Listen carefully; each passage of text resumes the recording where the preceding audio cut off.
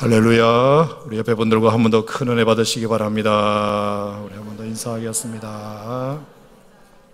네, 우리 세교 성전에도 골동 성전에도 동일하게 오늘 이 밤에 하나님께서 성령으로 역사하실 줄 믿습니다. 새벽마다 여러분 귀한 참여 감사드리고요. 또 특송으로 안내로 차량 봉사로 주차 안내로 또 기도로 방송실 사역자로 여러 가지로 수고해 주시고 일찍이 나오셔서 헌신해주신 여러분들에게 진심으로 감사드립니다.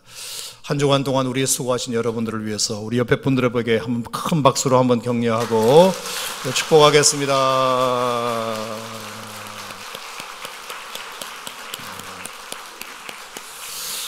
네, 이제 내일 모레 부활절을 해도 큰 은혜가 있을 줄로 믿습니다. 하나님 말씀 함께 나누겠습니다. 오늘은 마가복음 15장, 마가복음 15장.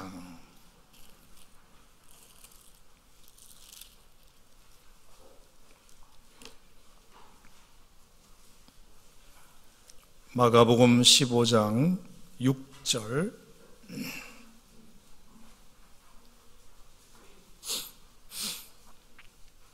마가복음 15장 6절 말씀부터 15절까지 다 함께 봉독하겠습니다. 시작. 명절이 되면 백성들이 요구하는 대로 죄수 한 사람을 놓아주는 전례가 있더니 밀란을 꾸미고 그 밀란 중에 살인하고 체포대전자 중에 바라바라 하는 자가 있는지라. 무리가 나아가서 전례대로 하여 주기를 요구한데 빌라도가 대답하여 이르되 너희는 내가 유대인의 왕을 너희에게 놓아주기를 원하느냐 하니 이는 그가 대제사장들이 시기로 예수를 넘겨준 줄 알미러라. 그러나 대제사장들이 무리를 충동하여 도리어 바라바를 놓아달라 하게 하니 빌라도가 또 대답하여 이르되 그러면 너희가 유대인의 왕이라 하는 이를 내가 어떻게 하랴. 그들이 다시 소리 지르 이르되 그를 십자가에 못 박게 하소서. 빌라도가 이르되 어찌미냐 무슨 악한 일을 하였느냐 하니 더욱 소리 지르되 십자가에 못 박게 하소서 하는지라.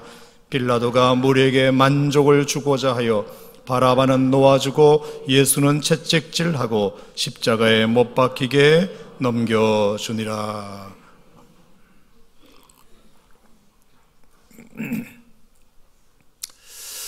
자, 오늘 이 시간에는 거기 너 있었는가 주제의 마지막 시간으로 빌라도, 바라바, 강도, 군병들, 지도자들에 이어서 무리들, 거기 너 있었는가 이런 주제로 하나님 말씀 나누겠습니다. 결론부터 말씀드린다면 절대로 죽으실 이유가 없었던 예수님이 빌라도의 재판 결과까지도 무죄로 나왔던 예수님이 결국 그렇게 처참히 십자가에 달려 돌아가신 데에는 결정타를 먹인 사람들이 있습니다. 그 사람이 바로 무리들, 백성들이었습니다.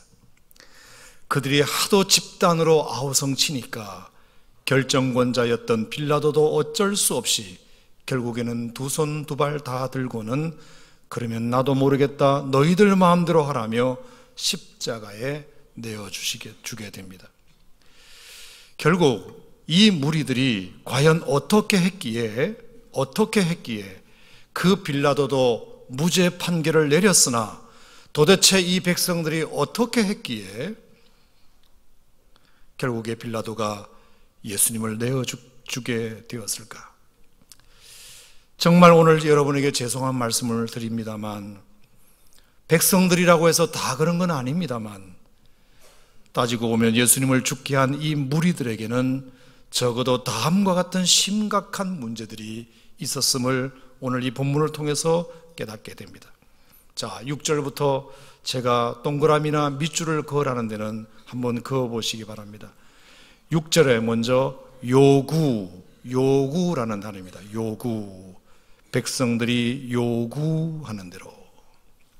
그 다음에 두 번째 단어는 8절에 보면 무리가 나아가서 전례대로 전례 세 번째는 11절입니다. 그러나 대제사장들이 무리를 충동이라는 단어입니다. 그 다음에 13절에 보면 그들이 다시 소리 지르되 라는 단어입니다. 그리고 마지막으로 15절에 빌라도가 무리에게 만족을 주고자 했다. 만족. 자, 5개 표시하셨죠?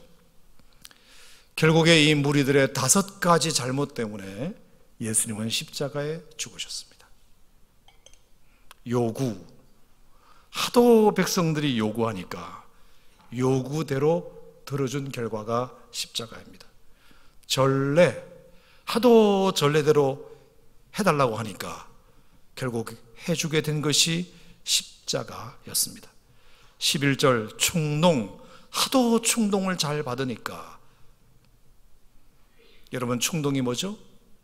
왜 저 사람이 우리를 이렇게 선동하는지 깊이 생각해 보지도 않고 함부로 너무 쉽게 결정하는 마음의 상태, 내가 이 결정을 하면 어떤 사태를 불러오는지 고민해 보지도 않고 군중 심리에 의해서 너무도 쉽게 결정해 버리는 것을 충동이라고 합니다.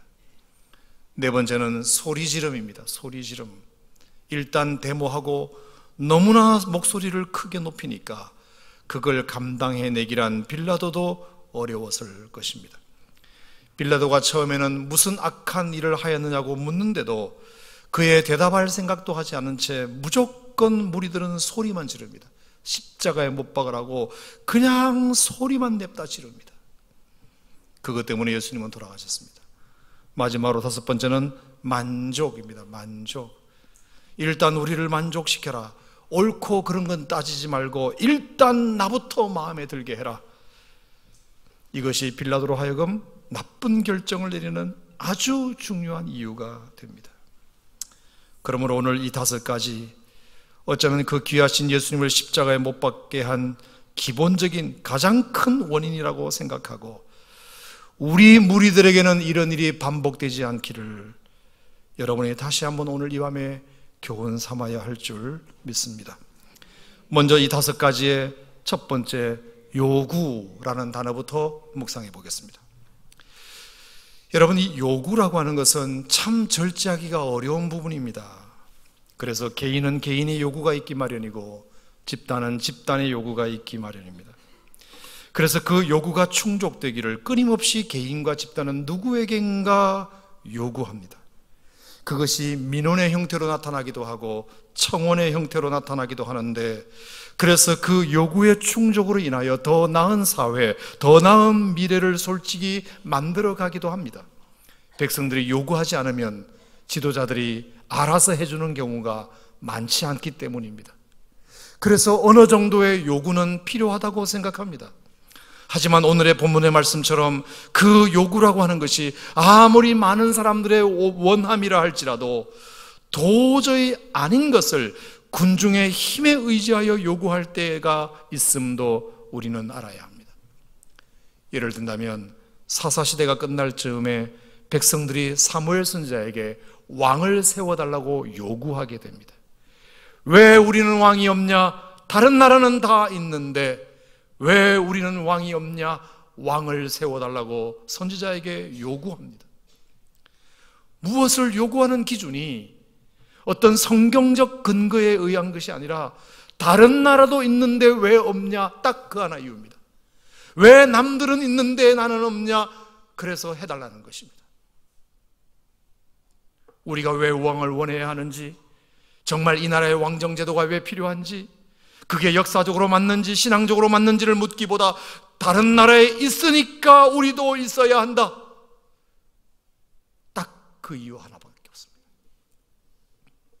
그래서 사무엘 선지자가 그렇게 말합니다. 이보시오 백성들, 왕은 우리 하나님이 왕이시오.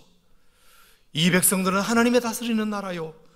그런데 왕을 세우면 우리는 하나님보다 보이는 그 왕을 더 의지하게 될 것이고, 왕 자신도 백성을 섬기는 종의 모습보다 마치 자기가 하나님인 것처럼 행동할 수도 있으니 섣불리 왕을 두고 안 두고 할 문제가 아닙니다. 우리가 이 문제를 깊이 기도해 보아야 합니다. 그렇게 말합니다.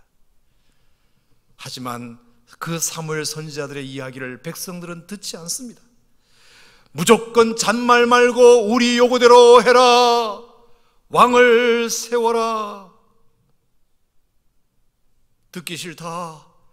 우리가 요구한 건 무조건 들어줘라. 그래서 이스라엘 땅에 왕정제도가 생기게 되고, 그래서 시작된 불행한 역사는 여러분이 너무나도 잘 아십니다. 그렇게 해서 이스라엘 나라가 조금은 부강해졌을지 몰라도 영적으로는 참 많은 고초를 겪습니다. 결국 통일왕국도 솔로몬 때 그 왕 때문에 망하고, 분열왕국도 북왕국의 20명의 왕들 때문에 망하고, 남왕국 역시 19명의 그 왕들 때문에 망합니다. 그것이 그들의 요구의 결과였습니다. 그러므로 우리 무리들도 늘 생각해 보아야 합니다. 우리의 요구가 자칫 잘못하면 공동체를 망하게 할 수도 있고, 이 나라를 망하게 할 수도 있고, 예수님을 죽일 수도 있고, 복음을 흐릴 수도 있고, 하나님의 나라를 망가뜨릴 수도 있다는 사실을, 다수가 정의가 아니라는 사실을 우리가 기억해야 합니다. 이 백성들의 요구가 예수를 십자가에 못 박았습니다. 두 번째, 그때 그 무리들이 예수님을 못 박아 죽게 한 데에는 전례라는 것도 있었습니다. 여러분, 전례가 뭐죠? 항상 해오던 것, 작년에도 했던 것, 재작년에도 했던 것, 지난달에도 했던 것, 늘 해오던 방식, 그게 전례입니다. 항상 전례대로 해오던 대로라는 생각이 너무 강하면 옳고 그름을 따질 겨를도 없고, 무리한 적용이 될 수도 있고, 또 새로운 것을 받아들이지 못하게 될 수도 있습니다. 물론 사람들은 어쩔 수 없이 전례대로 하는 것을 굉장히 편안해합니다. 늘 해오던 방식대로 하는 것을 익숙해합니다. 하지만 그것이 너무 강하다 보면 그것이 도구마가 되어서 이것만이 옳다고 고집을 피울 수 있음도 알아야 합니다. 적지 않은 경우에 전례를 자꾸 주장하게 되는 것은 미래에 대한 새로운 비전이 없거나, 변화를 받아들이고 싶지 않거나, 자신의 기득권을 내려놓지 않으려는 방어 기제일 때가 많습니다. 예수님 당시의 종교 지도자들도 그랬습니다. 그래서 안식일날 사람을 고치는 예수님의 행동도, 이삭을 주워 먹는 제자들의 행동도 전례와 다르다는 것 때문에 용납하지 못했습니다. 죄인들과 예수님이 식사하시는 모습도 저 선한 사마리아인이 저 레위인보다, 저 제사장보다 더 좋은 이웃이 될 거라는 말씀도, 저 세리의 기도가 바리새인의 기도보다 훨씬 더 의롭다고 하신 말씀도, 율법으로는 절대로 구원받을 수 없다는 사도 바울의 설교도 전례에 어긋났기 때문에 용납하지 못했습니다. 예수님이 얼마나 새로운 말씀을 많이 하셨습니까? 하지만 전례에 비추어 그건 아니다, 그래서 받아들이지 못했습니다. 전례대로 해라, 전례대로 해라. 사랑하는 성도 여러분, 물론 우리가 믿음의 유산은 잘 지켜가야 합니다. 하지만 그것이 늘 복음적인가도 늘 물어야 합니다. 하나님이 나를 지으셨고 사랑하시고 예수 그리스도의 십자가에 피 묻은 복음만이 우리를 살리신다는 이 사실은 내 목에 칼이 들어와도 지켜야 하겠지만, 그 외의 것은 유연성을 가지고 적응해 나갈 때 우리의 공동체는 더 성장하고 발전할 줄 믿습니다. 세 번째, 그때 그 무리들이 예수님을 죽일 수밖에 없었던 이유는 충동이었습니다. 충동의 다른 말은 선동과 같은 말입니다. 선동. 여러분, 충동이든 선동이든 좋은 말에 많이 쓰나요? 나쁜 뜻에 많이 쓰나요? 나쁜 뜻에 많이 씁니다. 충동질, 선동질, 이건 다 나쁜 뜻으로 거의 쓰이는 단어입니다. 예를 든다면, 어제 내가 충동구매로 물건을 닥치는 대로 산 게 너무 후회돼, 이럴 때 충동이라는 말을 씁니다. 친구들이 하도 충동질해서 나도 어쩔 수 없이 그 친구를 폭행하는데 가담하고야 말았네, 아 후회된다, 이런 식입니다. 선동도 마찬가지입니다. 선동. 북한의 방송 매체는 연일 주민들을 상대로 전쟁을 선동하고 있다, 당국은 불법 시위를 선동하는 세력을 엄벌하겠다고 말했다, 이런 식입니다. 충동이든 선동이든 옳은 일에 쓰이는 단어는 아닙니다. 그만큼 사람들을 꿰어 부추기고 조장하는 것은 나쁜 일이며 그것에 넘어가는 것 또한 어리석은 일입니다.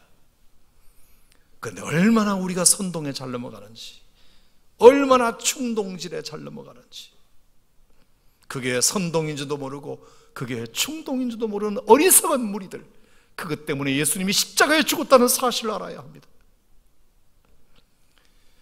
무리들이 정신 차려야 합니다. 백성들이 구분할 수 있어야 합니다. 여러분, 우리는 충동과 선동의 마음에 움직이면 안 됩니다. 우리가 마음에 움직여야 될 요소는 충동도 선동도 아닌 감동입니다. 감동. 누가 우리를 오늘도 감동시키는가? 누가 우리를 진정으로 감동시키는가? 여러분, 감동은 기분이 아닌 마음이 움직이는 것이며 얕은 생각이 아닌 깊은 마음을 움직이는 것입니다. 그 음악을 듣고 있자니 참 내 마음에 감동이 된다.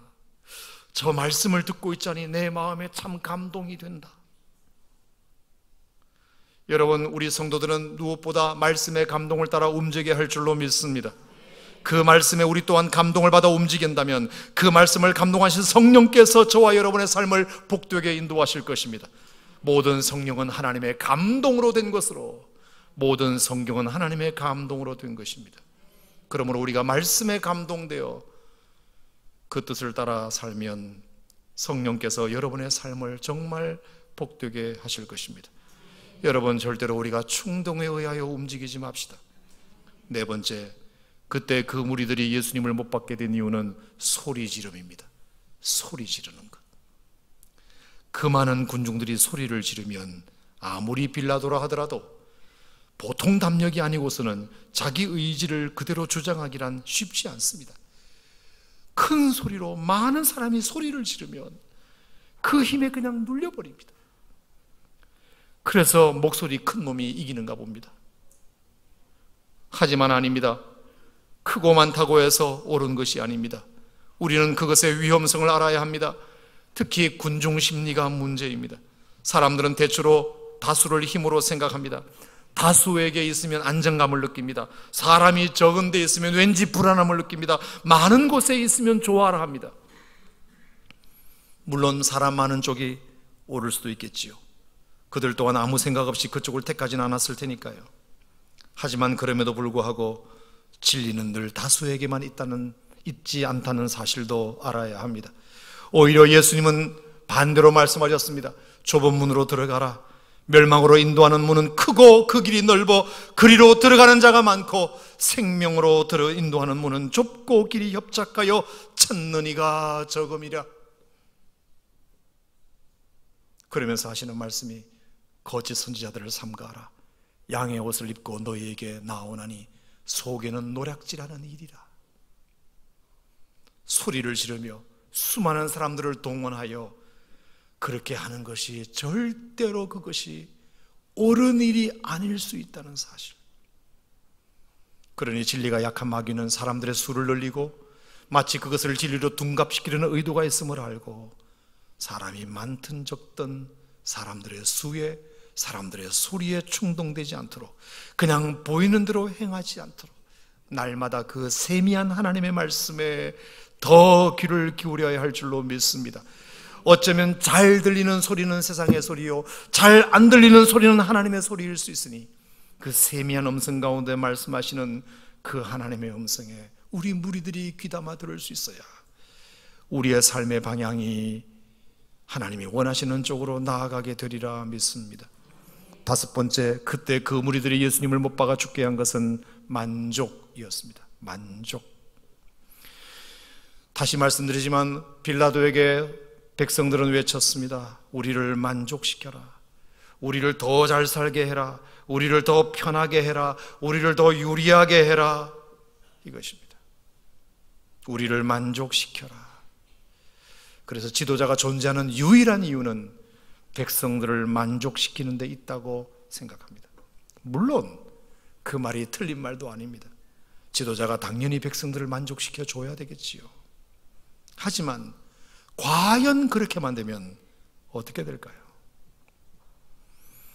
저는 좀처럼 정치 얘기를 설교 시간에는 안 하려고 합니다. 왜? 생각이 다 다르니까요. 하지만 정말 우려스러워서 이 얘기는 여러분들이 욕을 하시더라도 해야 될 것 같습니다. 제가 처음으로 강단에서 정치 얘기합니다. 그거 뭐냐? 국방개혁 2.0이라는 데 대해서 제가 한 말씀 드리려고 합니다. 송영무 국방부 장관이 얼마 전에 희한한 대책을 발표했습니다. 장교도 아닌 부사관도 아닌 일반 사병들에게 오후에 5시에 퇴근하고 나면 바깥에 외출을 시켜주겠다. 자유롭게. 일반 병사들에게. 그리고 휴대폰 사용도 허락하겠다. 그게 국방개혁에 나왔습니다. 여러분 들으셨죠? 겨울에 눈 쓰는 거, 눈 치우는 거 이제 장병들에게 시키지 않겠다. 풀 뽑는 거 장병들에게 시키지 않겠다. 저는 장병들의 그 불편한 침대를 좀 갈아주고 매트리스를 갈아주고 테레비를 좀 좋은 걸로 갖다 주고 군대 안에 은행도 군대 안에 제과점도 노래방도 PC방도 그리고 막사가 아니라 신식 건물을 지어주는 거 저는 찬성합니다. 저는 12년 동안 병사들과 함께 생활했기 때문에 조금만 더 좋은 건물을 지어주면 얼마나 좋을까. 저는 누구보다도 그것의 필요성을 잘 알고 있는 사람입니다. 하지만 이건 아닙니다. 뉴스에 이렇게 나왔습니다. 군대가 감옥이냐? 군대는 감옥이 아니다. 그러니까 자유롭게 해줘야 된다.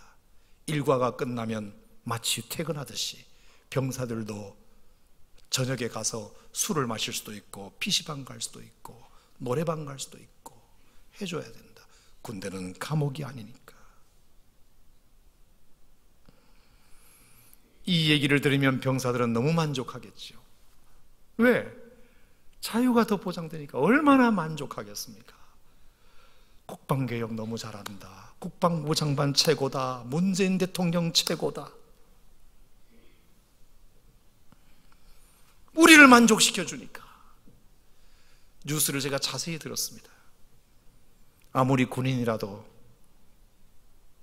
개인의 자유를 지나치게 제한하는 것은 안 된다. 저는 외출을 시키려는 정책보다 그 이유가 더 화가 났습니다. 제가 이제 그렇게 안 되는 이유를 설명하겠습니다. 여러분이 옛날에 그 무술 영화 같은 데 보면 사부님에게 무술을 배우려 깊은 산속에 들어가죠. 어떤 사람이.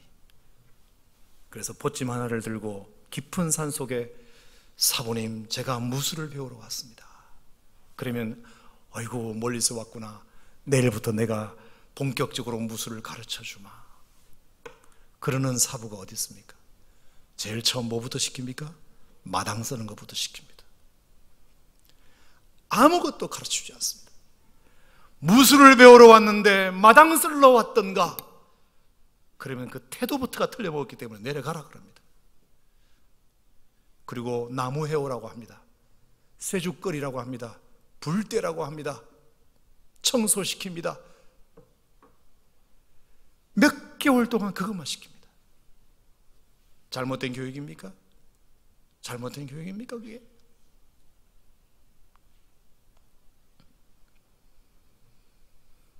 그렇게 그것부터 배우고 섬길 수 있어야 사람을 죽이는 무술이 아니라 사람을 지키고 섬기는 무술 정신. 무술을 배우기 전에 예를 배우는 것. 예. 질서를 배우고 예를 배우고 존경하고 섬기는 것을 배우고.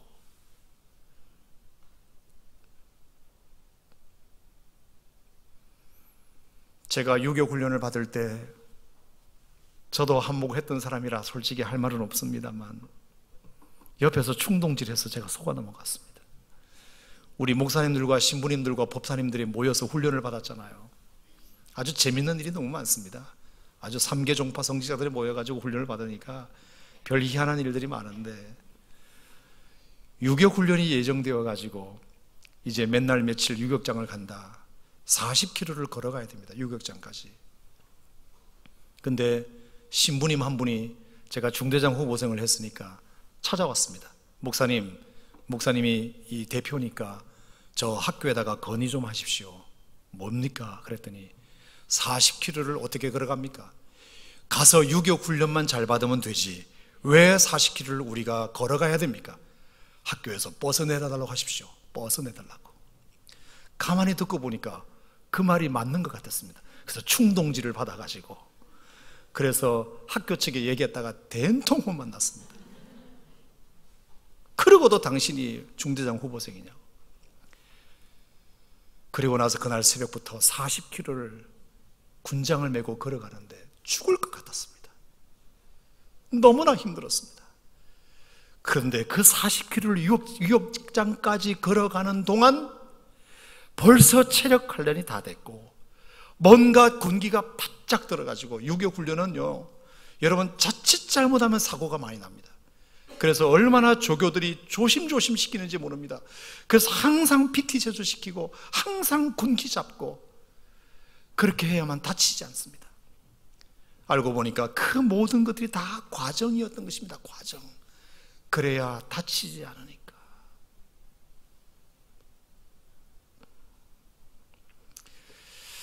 시범 운영을 한다고 합니다. 몇 부대에서 시범 운영을 해보고 아무 문제가 없으면 전 부대로 확장시킬 것이다. 제가 단언컨대 아무 문제가 없을 수 있습니다. 왜? 전쟁이 안 나니까. 여러분, 우리나라는 지금 종전이 아니라 휴전 상태입니다. 잠시 전쟁을 쉬고 있을 뿐입니다. 그런데 막사에서 퇴근시키고 휴대폰 자유롭게 하게 하고 군인을 약하게 만들어서는 다른 건 모릅니다. 복지도 마음껏 하고 다 좋습니다만 군대는 안 됩니다. 군대는. 군인을 약하게 만들면 자기도 죽고 나라도 죽습니다. 군대를 향한 최고의 복지는 강한 훈련이라고 그랬습니다. 테레비 좋은 걸로 갖다 주는 것이 복지가 아니고 빵 맛있는 걸로 제공해 주는 것이 복지가 아니라 군대의 최고의 복지는 강한 훈련이다. 그래야 유사시에 자기도 살고 나라도 살리고 가족들도 살리니까.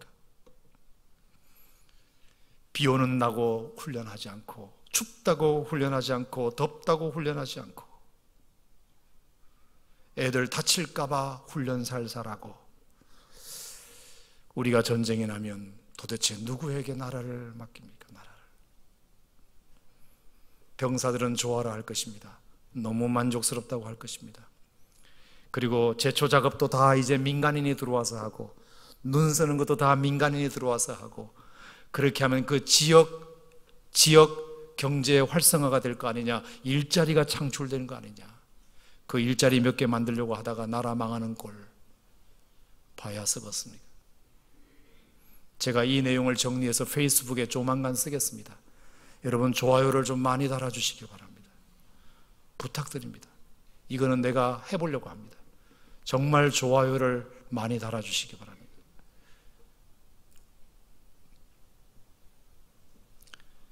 백성들을 만족시키려고만 하는 그 까닭에 예수님은 십자가에 죽었습니다. 오늘 5가지. 나의 요구가 아니라 주님의 요구, 전례가 아니라 하나님의 말씀, 충동이 아니라 성령의 감동, 큰 소리가 아니라 주님의 세미한 주님의 음성, 나의 만족이 아니라 주님으로만 만족하는 것. 여러분, 이래야 우리가 삽니다. 믿으시면 아멘. 우리가 2000년 전에 그 어리석은 무리가 되지 않기 위하여 우리가 반드시 기억해야 될 것은 나의 요구가 아니라 주님이 원하시는 것이 무엇인가, 전례대로가 아니라 말씀대로 살아가는 것이 무엇인가, 충동이 아니라 성령의 감동을 받는다는 것이 무엇인가, 큰 소리가 아니라 세미한 주님의 음성이 무엇인가, 나의 만족이 아니라 주님으로만 만족하겠다는 이 고백이 우리에게 있을 때 하나님께서 정말 2000년 전에 그 어리석은 무리가 아니라 정말 하나님의 뜻대로 주의 나라를 건설해가는 하나님의 백성이 될 줄 믿습니다. 오늘 이 5가지 단어가 여러분 가슴 깊이 새겨주셔서 그래, 2000년 전에 그 사건이 그 사람들이 오늘 21세기를 살고 있는 우리의 모습일 수 있다고 생각하시고 하시는 그런 역사들이 반복되어 예수님을 한 번도 십자가에 못 박는 일이 없기를 주님의 이름으로 축복합니다. 기도합시다. 하나님 아버지, 감사합니다. 하나님이 오늘 우리들에게 무리들의 5가지 잘못에 대하여 깨닫게 해주시니 감사합니다. 요구, 전례, 충동, 소리, 만족, 그 무엇 하나도 예수님을 살리지 못했고 죽이는 것이 되었습니다. 주여, 오늘 하나님을 믿는 우리 무리들이 정신 차리게 하여 주셔서 나의 요구가 아니라 하나님의 원하심을, 내 뜻이 아니라 하나님의 뜻을 우리가 받아들일 줄 아는 겸손한 자 되게 하여 주시옵소서. 전례대로 따르지 말고 말씀대로 따르게 하여 주시고, 선동에 놀아나지 말고 성령의 감동에 순종하게 하시고, 큰 소리에 귀 기울이지 말고 세미한 주의 음성에 귀 기울이게 하시고, 나의 만족이 아니라 주님으로만 만족한 삶을 살게 하여 주시옵소서. 이 겟세마네 동산에 오르시면서부터 시작된 예수님의 고난이 이제 십자가에 달리시면서 끝난 이 고난의 절기에 반드시 우리가 새겨야 할 중요한 교훈으로 우리의 가슴 깊이 담아두게 해 주시옵소서. 예수님 이름으로 축복하며 기도드리옵나이다. 아멘.